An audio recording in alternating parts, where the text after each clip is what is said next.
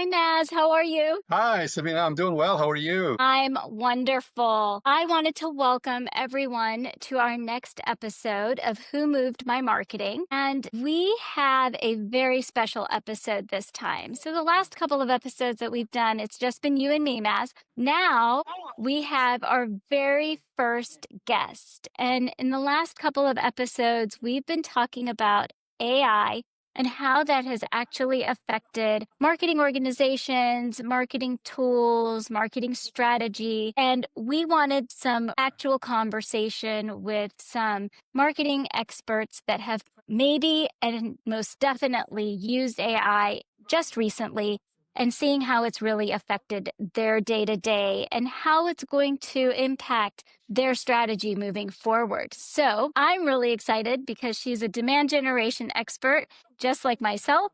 And I'm really excited to see where this conversation is going to go. So I'm going to let you take it away and introduce our very special guest today, Maz. Awesome. Thanks, Sabina. Yeah, I'm really excited about having Vanessa on our very first guest podcast. And, Vanessa and I go back a ways. She's a demand generation professional. She's been in the tech industry for a long time. We worked together at Hewlett Packard, and we were both also on the NorCal ANA board of directors a few years ago. And I consider her a good friend because she's a hands-on practitioner. I can really rely on her to tell me about some of the systems, the processes, and some of the nuances of what's going on in the demand gen, and of course uses AI tools as well. And that's why we thought it would be great to have her here as our guest and learn about what she's doing at work. So welcome, Vanessa Bright. Thank you for being our very first guest. Thank you, Maz. It's my pleasure. So let's go ahead and get started. Obviously I know a little bit about what you do, but if you don't mind talking a little about what it is that you do, before we can actually jump into the nuances of AI and your particular work. Absolutely. Right now, I am very lucky to work as a demand generation campaign manager at Marchex. Marchex is an AI-based conversation insights platform which helps B2C marketers and sales to attribute customer calls to marketing campaigns, rescue lost leads, and truly understand their customers. Great. So the first question I have is really, how do you see AI changing demand generation? Actually, I have two answers to this question. First answer, I don't see much changes at all because as demand generation professionals, we are still trying to find humans who understand the importance of our products and understand why their companies needs to get one. From another side, everything is changing so fast that we can't hardly breathe. Because about a few years ago, for example, if you think about a blog post, a few years ago, you would do a webinar with an expert. Then I would download the recording. I would send it to a writer. The writer would send it to a transcriber, wait a week, then receive the transcription, then write a blog post, which would take a few hours and another week, then would send this blog post to a social media manager. And that social media manager would write 2-3 social posts from the same information. Now everything is different. We have the webinar, transcription is ready. Then a couple of prompts, the first draft of the blog post is ready, and a couple more prompts, and 3 social posts are ready. Everything is ready for editing. So it's completely different, but what didn't change, we still have those 15 rounds of reviews with all the stakeholders involved. And of course, I'm exaggerating about 15 rounds of reviews. But what I see changing in demand gen in general is how everything is done. From another side, the basics are the same. We are still trying to find humans, and we are still trying to communicate between humans involved. I am so on board with you because that's exactly what we were saying earlier is that, AI isn't really taking over.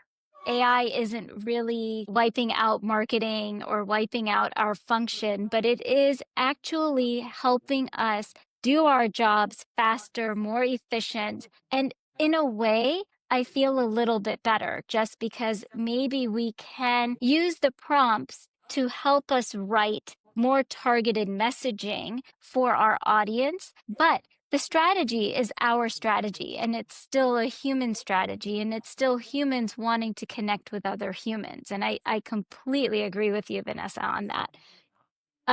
My next question to you is really on, based on all of this, what do you see as your biggest challenges in AI and some of the biggest opportunities? And maybe we go to opportunities first, just because I like the positive end first before we go on the challenges side. But like, what do you see beyond just the efficiency and the speed to, go out faster with campaigns? What other opportunities are you seeing with AI today? And then can you kind of maybe go, what are some of the challenges that you're seeing right now, um, as you're going by your day to day? Yes, I would say, and I did hear it on one of the podcasts myself, there are two major opportunities for application of AI in general, and it also applies to marketing and demand gen. First, we can automate what we are doing now. And this is a fantastic opportunity, but it just scratches the surface. And second, we could use AI to try to do something which we could not do before. And this is the biggest opportunity which we have as an industry and even as a society, as humans. And how to get to that second opportunity, I guess, is the biggest challenge. How to differentiate between, okay, I'm just automating something to, okay, I am using AI in truly innovative way to get done something which has never been possible before. Yeah, yeah. Yep.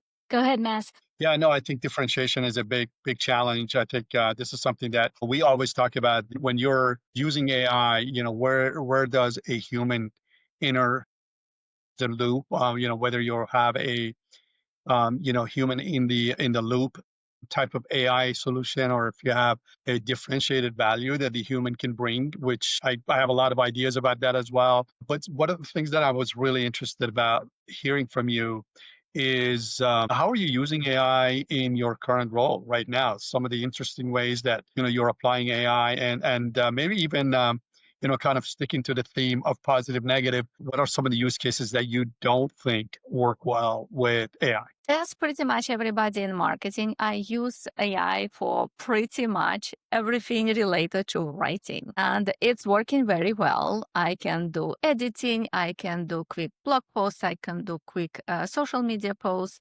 I can get research very fast and very effective, and anything related to organizing information. Nice table, please, for this and this and this. Done. Fantastic. In general, what is interesting is when I'm trying to use AI for something which was not possible before.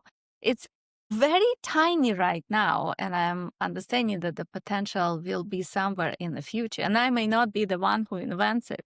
But an interesting point was a trade show. If you think about a table for the trade show, and posters and people and how all of it will look together before you actually make it live. But you can go to Nano Banana, you can give it a description of the table and the measurements of your banners, the pictures of something you want to put on these banners, and a picture of your colleagues on a trade show. And it can put all of it together and you can see how it will look like. It's not perfect, but it gives a very interesting idea of what's possible. And it has never been possible before, at least not in 3 seconds as it takes right now. Another interesting example, which I think works, do you know when you're working on webinars or podcasts, sometimes speakers have tiny little image of them and it's barely visible and black and white. 2 seconds in Nano Banana. Perfect. You're a Wow. big fan of Nano Banana, I know. I'm going to Yeah, have to write this one down, Vanessa, because I've not heard of this, but I love the name. So I'm going to yeah, have to write this It's one actually a down. Google tool produced by Google, but yeah. fantastic. Google image generation tool. Little things, little helpful things which were not possible before. That's funny because there is I used Nano Banana to kind of I was just testing testing and just kind of kicking the tires. It's funny because I think you were saying that there are some things that it cannot do, or maybe the image generation is not quite there yet. Well, I was just, like I said, I was just testing it. So I said, have three older women whistling at three older gentlemen or walking by in a park, and just see if just can come up with something like that. And I wanted to see how it actually interprets what I'm asking it to do. It did an amazing job of putting three elderly women, and they were all kind of wearing the same exact dress, but that's okay. They were sitting on a bench, and there were three gentlemen who were standing there and looking at him. But here's the cool thing: that wasn't supposed to happen. The women were using actual whistles, Oh, and I when see. I tried, yeah, the real whistle, and I went back and tried to explain, no, by whistling, I mean that they are using their mouth to playfully gesture toward these gentlemen to come over to them, and just, show a little bit of that. And the second image, the exact same image as the first one. Didn't change a bit.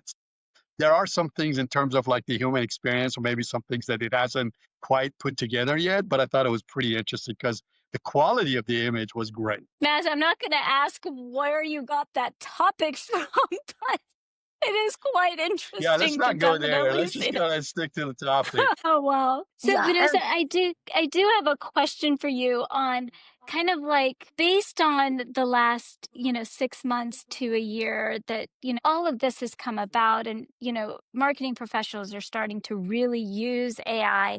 Have you experienced any kind of like aha moments while using any, like, oh my gosh, this was great, or oh my God, this was horrible? Like aha moments on either side. Because I know I've had a few, but I'm really curious to hear stories of others that have had these kind of aha moments, maybe. absolutely. And it looks like that I am experiencing aha moments related to AI probably every day. But I would say the most profound ones, the one of these free ones.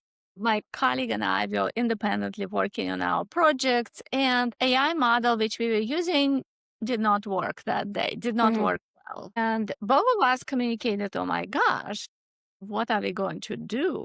And it felt like 10 years ago, when we were all still working in some office and the internet in the office did not work, people did not know what to do with themselves. People started Mm. to gather in cafeteria because what can you do if you cannot Oh, how reach your interesting. network?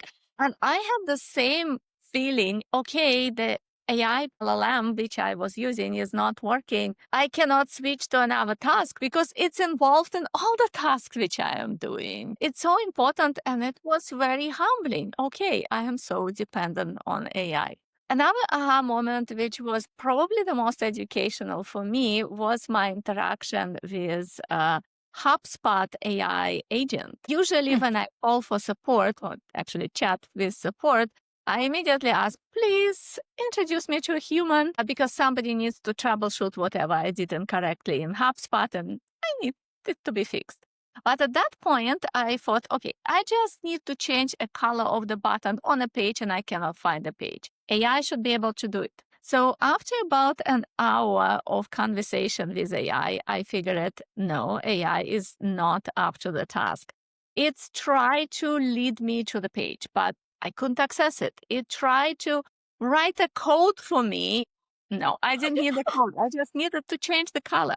And then next morning, it's occurred to me, I shouldn't be asking how to find the page. I should be asking what I'm trying to achieve.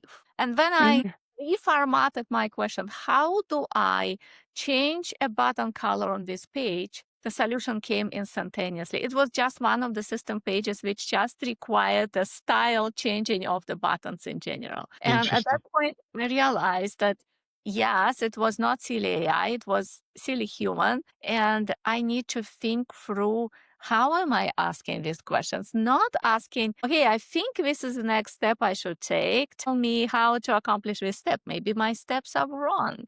I need to start with a bigger picture and get a better result. And I guess the most hilarious aha moment happened relatively recently. My friend and I were drinking tea and downloading something to her computer, and it didn't work. So I pulled out my phone and started talking with AI. Okay, we are trying to download it and it's not working. What do I do next? And my friend, who would never want to learn anything or discover everything in the AI world, she didn't need to, saw me doing it. How a nice lady's voice from my phone helped me to download whatever we wanted to download. And she looked at me and said, okay, I want her. And in about 2 minutes, she was interacting with her own AI on her iPhone by speaking to it. So even people who don't necessarily think they need an AI now, because if I would tell her, you should probably talk with AI on your phone, she would probably look at me and think that I maybe had too much tea.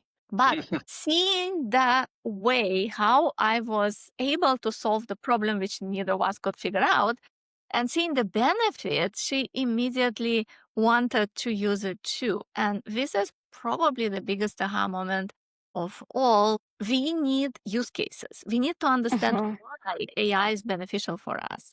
And after that, adoption will happen. And after that, we will more likely to use the tools overall. Yeah, that's so interesting. I was just reading an article that was talking about AI usage, and it was basically just saying that general purpose AI applications like the big LLMs are basically being used for almost everything, even though there's a lot of specialized AI applications for most of these activities that do the job even more effectively. Most people haven't bothered to go to that level because they just find a comfort level with a brand that they know of. Obviously, OpenAI and ChatGPT is the number one by far. But then whether you're using Google or one of the other ones, there is a big drop off after that when you get into the specialized AI tools. So I just kind of wondering this is something that I think the use case example that you gave.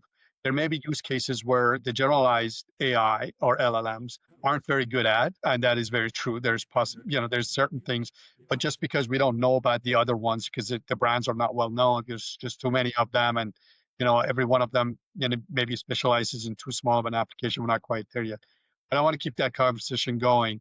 In terms of seeing trends, especially in terms of demand generation, what are you seeing out there where whether you can just kind of point your finger at a particular use case where there's a tool that is just you cannot live without. It's got to be something that you're going to be able to use on a regular basis for anybody who's in demand gen, or anything else that you're seeing that you can kind of see this being sort of the direction in a year or two from now. What are your thoughts on that? Maz, I completely agree with you. The general tools are generally used because we know them.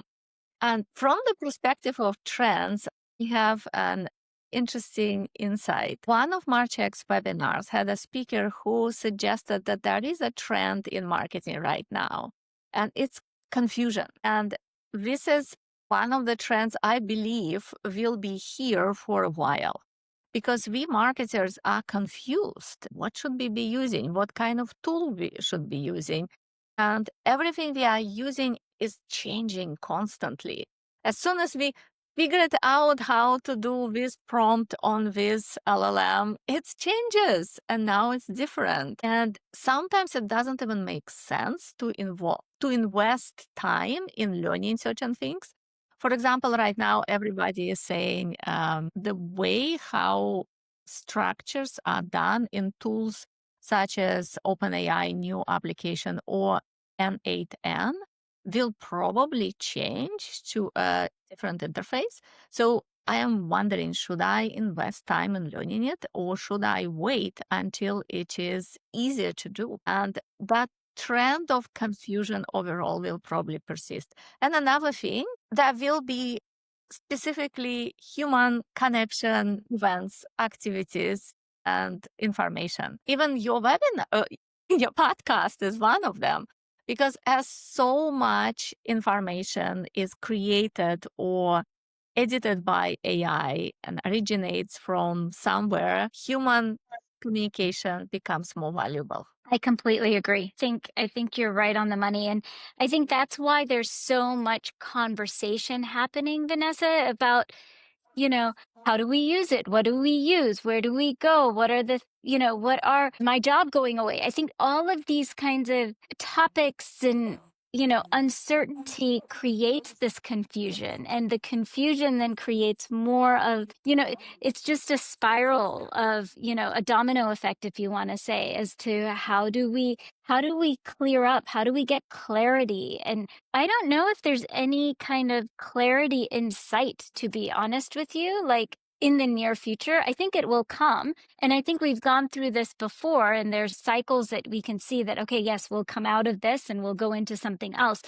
But I think that is spot on, that, the biggest trend right now, especially in marketing, maybe even demand gen, is confusion. What is it where are we going? What is it that's happening? I don't think any of us have any kind of clarity or answers to these questions, to be honest with you. Yeah. 100%. I'll just give you a quick example.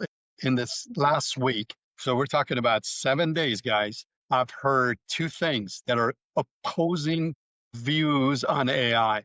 One view was that it is just a bubble, that it's just going to pass. It's not going to replace anyone. It's not going to change anything dramatically. And then within 2 days, I heard, well, AI is pretty much going to just about do everything for you, especially when agentic AI comes into picture. Now, all of a sudden, we're talking about wholesale changes. And this was from two experts on AI, but they have just simply different views. So that's why it's confusing. That's why everyone is just like wondering what's really about to happen to all of us, to companies, to divisions, to marketing teams. And yeah, it doesn't help that there's just not a lot of data to be able to support one or another perspective. It's just that a lot of people are using AI because it makes sense. It helps you do a lot of things faster, more efficiently, just like Vanessa was saying. She gave me some examples of that. And then other people are just basically saying, well, there are certain things that are not going to change, and just because of the way we always done things, or other reasons that I'm not exactly sure about. But so that should tell you kind of where I sit on that spectrum, because I actually do believe that there will be a lot of changes. But I don't necessarily think that it's going to be changes for the worse. I think there's going to be some, new ideas, new industries, new jobs, new capabilities, new things that will come up, just like the internet brought so many new opportunities. I do think that that's going to also happen as well. But anyways, I just thought that was really an interesting perspective on confusion being the major trend of what's going on. Yes. Well, with that, how do you, Vanessa, keep up with all these changes? Like, how do you keep up with what's happening in the industry? And do you have any advice that you can give to the marketers today, to the CMOs, to whoever may be listening, of what can you do to stay up with the trends, to stay up with understanding and learning what's happening, and how to stay relevant today? I think that's the biggest thing, is that, for some of us marketers, we've been in the industry for so long, and we know the basics, and we know the kind of the strategies that work, but everything is changing so rapidly. So how do we stay up to date, or what do we do so that tomorrow we don't feel like, yep, I don't know how to do that. I mean, we've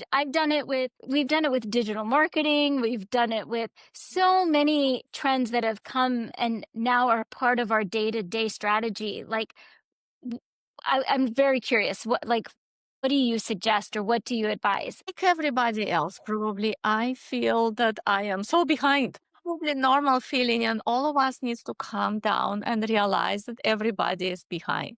There is a theory that we are novices in anything because everything is changing so fast. But what I'm trying to do, I picked a couple of resources, and I try to go to these resources to get educated. And if I cannot get to every resource under the sun, it's okay. Some of my favorite resources are Marketing Against the Grain podcast from HubSpot. This is very insightful, energizing, and also very practical podcast for marketers and demand generation. managers. To understand a little bit bigger picture of the industry, I do like a Moonshots podcast with Peter Diamandis, where I try to learn what is happening in general in the industry. This podcast is not necessarily dedicated to AI or marketing, but considering that everything is changing in AI so fast, most of the topics are very relevant. And another silly resource which I use an app, yupp.ai, IUPP.ai. This is an app which allows to compare multiple LLMs in one shot. What allows you to see differences in different platforms. And you need to pick which one you like the most. But the fact that you have to evaluate them and select one and explain why for the free use of the platform is actually very beneficial and very helpful. And in general, what I would recommend, yes, it's so scary. We don't know what will happen. At one point, marketing was on the top of the list of the professions which would disappear because of AI. And then it was no longer on the top of the list of the professions which will disappear. And everybody cheered in marketing community, of course. Me too. But we don't know what will happen next. And now AI allows us marketers to do more than we could ever dreamed about. So all we can do now is to enjoy the ride. Love it. I love it. Yeah, I agree. It's so awesome. Yeah, this is fantastic. We're going to kind of wrap this up, but this has been a great time to just kind of hang out with you and learn from what you're doing, and also learn a little bit about some of the applications of AI in your particular area of work, and also sort of trends and what you're seeing things evolving. And yeah, I think this is an area where, we need people like you guys to be just leading the charge in terms of let's go ahead and apply AI wherever it's possible. But this is not doesn't mean that we're going to replace people and humans to do certain things, because I think the social experiences and the physical the physicality of the environment or the world that we live in gives us an advantage as humans to do certain things that an AI will never be able to exactly replicate. And I always use the example of, if a child touches a hot stove, that child burns, his or her hand, they'll learn not to do that again, because there's consequences associated with that. And pain is a great teacher. So in a physical world, based on those experiences, you learn how to, act a certain way and have certain behaviors. AI makes mistakes, the same mistakes over and over and over again, because there are no consequences. You can give it the guardrails, you can tell it not to do something, and after about a day or two, it'll go back to doing the same thing again. And this just happened to me recently when I was writing an AI agent for finding consultant opportunities, and I just realized that it's just certain experiences that humans are just different and better in doing those things. But doesn't mean that AI is not going to get there. It's just that it's going to to replicate those things. So, Yes. anyways, I just wanted to thank you very much, Vanessa, for joining us and having a conversation about what you're seeing out there and helping us or educating us about the world that you live in. Yes. Thank Thank you. you so much, Vanessa. Thank you so much. All right, everybody, we'll see you later. And thanks again. Talk to you soon. Bye.